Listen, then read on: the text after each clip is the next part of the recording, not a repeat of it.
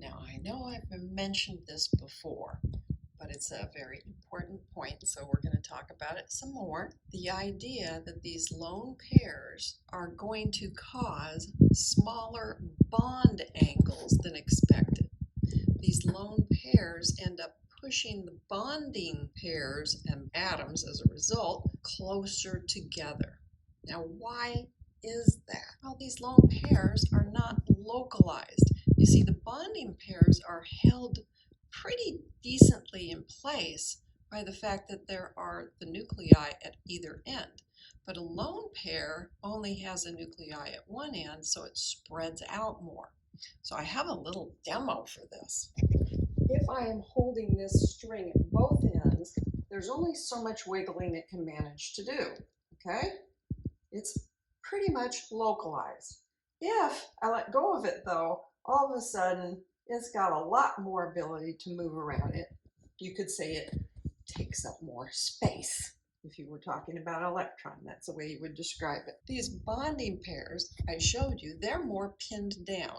They are more localized. And that means that they're going to occupy a smaller area. So these lone pairs tend to want more room, so they push the others closer together. Now, the thing is, you should remember that bond angles are only measured between bonds and therefore between atoms, because at the end of the bond is another atom. So this is similar to saying, hey, if I'm going to name an angle in geometry, I needed to have point A, point O, and point B, and then I could say angle AOB. That's an angle. If I don't have a point out here, I can't name the angle. So that's the same idea going on. Now, about that sulfur tetrafluoride. We had a lone pair and we put it on the equator. There are these positions, the axial and the equatorial positions, and they have different bond angles when you compare them to each other.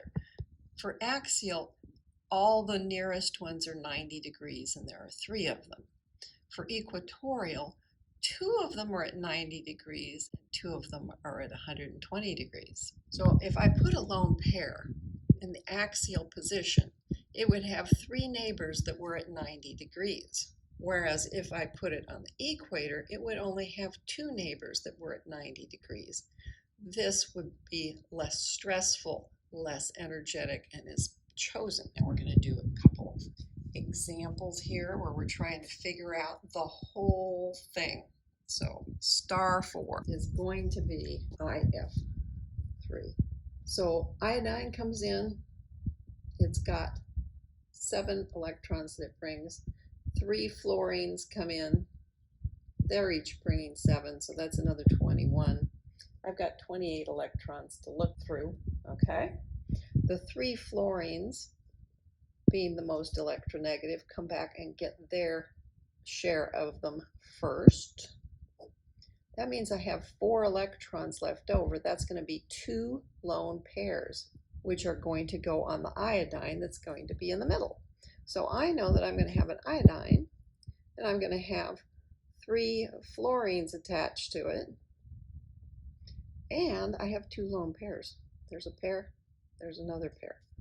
Well, that's nice as far as a Lewis structure is concerned. What should I do with it in terms of figuring out the molecular configuration? Iodine is the middle. There are 3 atoms attached to it, and there are 2 lone pairs. So I know it's that configuration. That's a 1, 2, 3, 4, 5 areas of electron density. So electronic configuration, electronic geometry, is going to be that trigonal bipyramidal. And then I could go back to what I had just developed here and say, all right, it's at 5, but I had 2 lone pairs, which means I'm going to end up with something that is T-shaped. So I could go back to the table and do it and say that it is T-shaped for the molecule. And that would satisfy what I needed to do. Someone might also ask me, what's the steric number? Oh, well, that was this number of how many areas of electron density are there? So that was the steric number was 5. I think that pretty much says everything. Yeah, that should be everything on that one. Next example is going to involve xenon. Xenon, you say, isn't that a noble gas? And it's like, well, yes, it is, but it is very far down in the periodic table. And what is it getting involved with?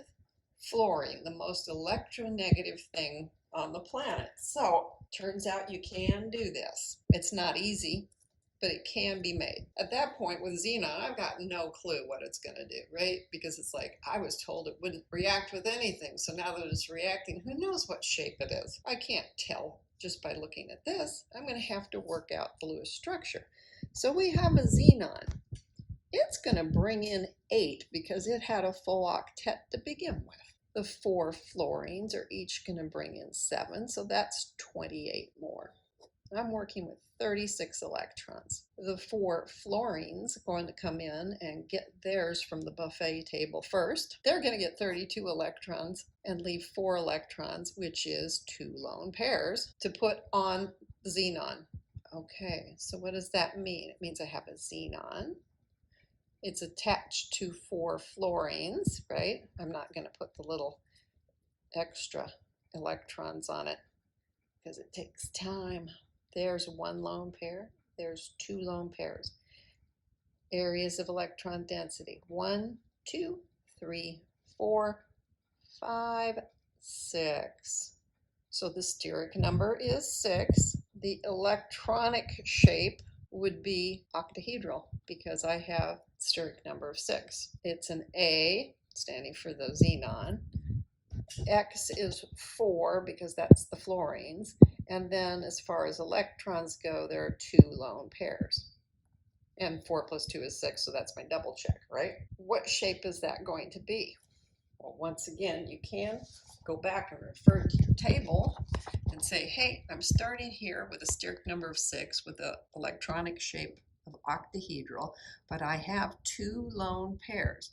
So it's square planar. So for the molecular shape, it is square planar, the 2 that we just did.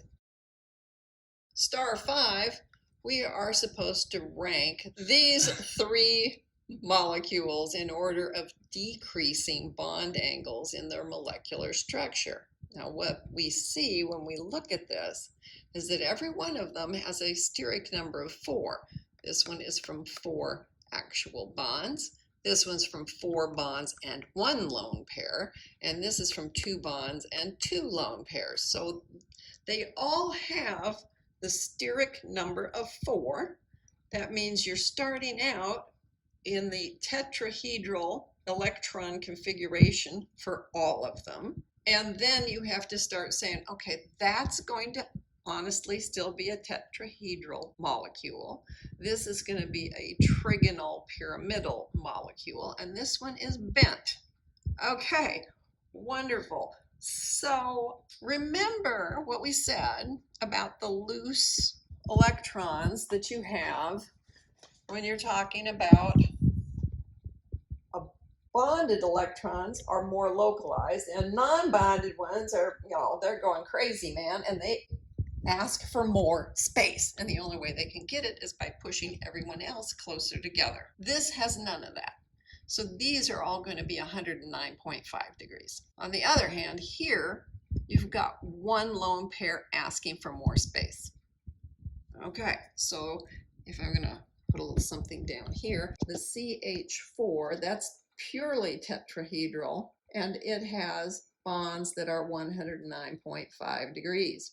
Period, end of discussion. The NH3, which is ammonia, it starts out tetrahedral as far as electron configuration, but it's trigonal pyramidal when you consider its molecular configuration.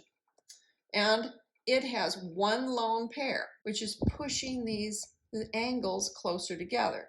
You know it's pushing them closer together. This wouldn't be obvious if you were doing this on an exam, but I'm going to tell you that they have measured it and it's 107 degrees for the angles.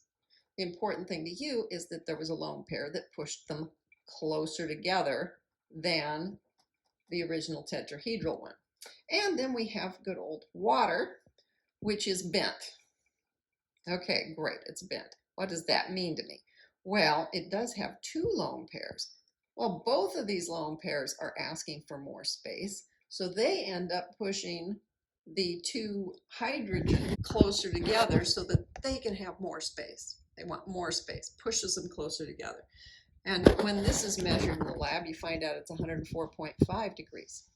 So the last thing we have to do is, it says, put them in order of decreasing bond angles. Well, look, I've already done that. So I should say CH4 is bigger than NH3 is bigger than H2O in terms of bond angles. So they're all equivalent, so they're all exactly the 109.5 degrees in the methane. In the ammonia and the water, there is repulsion from the lone pairs. So the bonds are getting pushed closer together. That reduces the bond angles. The lone pairs, there's two in the water. So that's going to have more repulsion than just one lone pair on the nitrogen in the ammonia. So a bond angle in water should be less than the bond angle in NH3. So there's your ranking again. And I told you what the numbers actually are when you measure them in the lab. So that agrees with our analysis here.